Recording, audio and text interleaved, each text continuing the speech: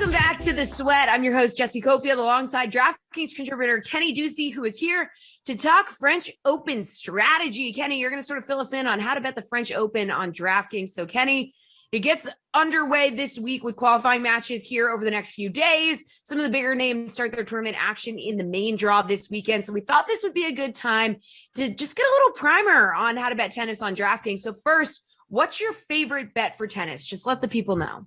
Well, the best way to bet on tennis, I think, is simply, taking two lines that, a matchup that's not super lopsided, right? But I think the money line bet is the best way to go, because a lot of times you try to bet game spreads, you try to bet even set spreads, totals, and one game can really make a difference. I mean, there's been a lot of pain experienced by the tennis betting community on game spreads specifically, because you could basically bet on a guy to keep things close, but one wrong game, he doesn't serve first, maybe the opponent serves first, he ends up breaking early, then he wins the first set by 3 games, and then all of a sudden your game spread set is just up in flames. So I do like to bet the money line more, and I also think that more times than not, if you think that an underdog is going to give the heavy favorite a fight, taking the money line there can be very profitable. Tennis does offer some of the best odds out there, I think, in terms of money line bets. And when you look at clay court tennis and the French Open played on clay, it's very unpredictable. It's an unpredictable surface because of the bounces, just because of the fact that it puts a lot of weight on ground strokes, and you can't just power a guy off the court like some of the most powerful players on tour can in hard courts. So I think that money line betting for the French Open and clay court tennis is definitely the way to go. Okay, so Kenny, what do you look for in a matchup before deciding to bet? So I'll talk about the French Open and clay court tennis specifically here, because it's a different style. So you want to look at guys that, have better shot shaping, better net play. There's going to be a lot of net play because the drop shot is a very effective shot when it comes to clay court tennis.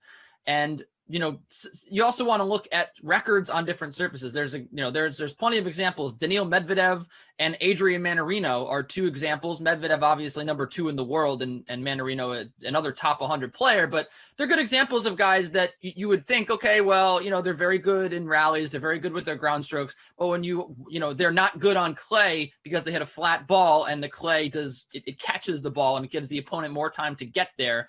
And there's just plenty of players like that aren't comfortable on clay. And so you might see a guy like Medvedev favored in a match because of his ranking, because of the money coming in on him. But, the fact that he has just been really bad on clay for 3 years, it might spell disaster for him. But I think in general, you want to just look at the style of play, the matchup. I mean, if you want to look at good returners for clay court tennis, a guy like Djokovic obviously does very well on the surface. Even a Yannick Sinner, Aslan Karatsev's come on as a great returner. That is a very valuable quality on the clay as well. But I think that in general, if you look at what the weapon is on one side, can the other guy, kind of dispel it? And so if you got a big server, you got a big returner, then it will even the score there. And then you can look at, okay, maybe there's some value on the underdog here.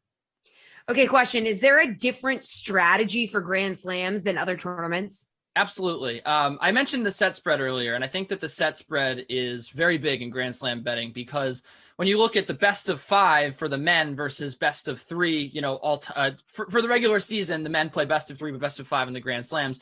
When you look at the Grand Slams, there's more variance when it comes to best of 5. Like, it's much harder to win 3-0 than it is 2-0 in the other tournaments. So I do think that, betting a guy to take a set, or even, betting a 9 or 10 game spread with a lopsided matchup can prove to be fruitful. I mean, we see even guys outside the top 100, take a set off of guys in the top 10. In the U.S. Open, the last couple of years, we've seen Federer lose a set early. The young Brandon Nakashima taking one off Alexander Zverev. And obviously, it matters the specific matchup, but there are a lot of times can be a lot of value in betting a guy to take a set, just because it's a very difficult task to win 3-0. And, obviously Rafael Nadal probably won't drop a set for his first 5 matches, or 4. But, I do think that there still is a lot of value in taking set spreads when it comes to these tournaments. We said tennis can be very unpredictable. How big of a role does live betting play? So it plays a huge role. And I think if there's one thing that you take out of this segment, I think it would be this. And it's that if a guy is, threatening to break, and he doesn't end up breaking, that's what we call a boomerang break will happen in the next game. And that's one of my favorite live bets to make, especially, when it comes to game, that would be game betting. And you have to obviously get that in really quick. But, a lot of times a player, there'll be a hangover from the last game. They'll be disappointed. They'll be tired from exerting a lot of effort into the other service game. They'll have their service broken. So betting on a break there can be big. Also, Rafael Nadal breaks at a very high percentage in the French Open and in general on clay. And I think that, a lot of times you can bet him to break almost every game in a match early on. That's a lot more profitable or more fun than just he's going to be minus 10,000 to win his first match. You're not going to want to bet that, right? What are you going to win? $2? So you probably want to bet him to break every game or almost every game. But also when a guy falls behind, a Nadal, his service isn't really that reliable. Sometimes he falls behind early in a set, but you'll definitely back him to win the set even from behind. So taking him live, probably at about even odds after he gets broken, that can be very profitable as well. So it's all about identifying these spots. And again, you get great odds sometimes on guys that are down a set, down 2 sets. We've seen so many 0-2 comebacks from some of the top players over the last couple of years at the Grand Slams. So it can be very, very profitable and very fun. Okay, well, like most sports, you can look at futures in tennis. So, Kenny, who is someone that you like to win this event on the men's side? So obviously it's difficult to always go against Nadal. He's minus 118 at the DraftKings Sportsbook. And that is something that you have to, on the men's side anyway, something that you have to go through in your own head. Do you want to fade Rafael Nadal here? And I do think that in this scenario, as the years go on, the chances of him losing at Roland Garros get even more increased. So I do think that there's some value here in taking 2 guys. There's 2 guys at plus 4,000 that I really like. And I mentioned them already in this segment. One is Jannik Sinner. He's 19 years old. He's a future number 1 in the sport. He's already up to 19 in the world, peaked at number 17 earlier this year. And he's been on a great run this year. He's 7-5 on the clay, which doesn't sound good, but some of the wins have been pretty impressive. He gave Rafael Nadal a very good fight on the clay just a couple of weeks ago. And he's a guy that just has explosion off of his racket, very easy power. He's very young, but he obviously is destined for greatness. And at a tournament like this, this is sort of where he could break out. He did it a little bit last year at the French Open as well. And another guy is Aslan Karatsev. You might remember his name. He went to the semifinals of the Australian Open. Out of nowhere, he qualified for the event and got all the way there. It was historic. He has a win over Novak Djokovic this year in Serbia. He's been playing lights out. And, this guy showed at the majors that he could turn it on. So why not take him at plus 4,000? Arguably nobody right now fires off of both backhand and forehand wings better than Karatsev. The only thing he doesn't do quite well is hold his serve, but he's, I think, the best returner in the game at the moment.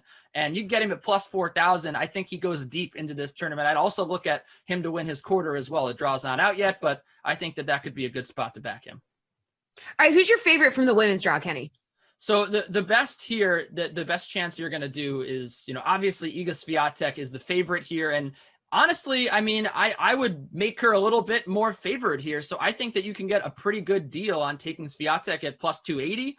It's sort of Nadal-like the way that she dominates on the clay, but I'm going to go all the way down here and take someone who's just completely off the board. And that's Nadia Podoroska. That's right. Podoroska, she was at the, she was a semifinalist last year at Roland Garros, and she is plus 7,500 to win this year. Now, look, again, you're going to have a tough time fading the favorite here in Swiatek. She's been that dominant. But when you look at what Nadia Podoroska did last year, 22-4 run on the clay, she qualified for the French Open and got all the way to the semis. She's been playing well this year. She's got a win over Serena Williams and Laura Siegemund so far.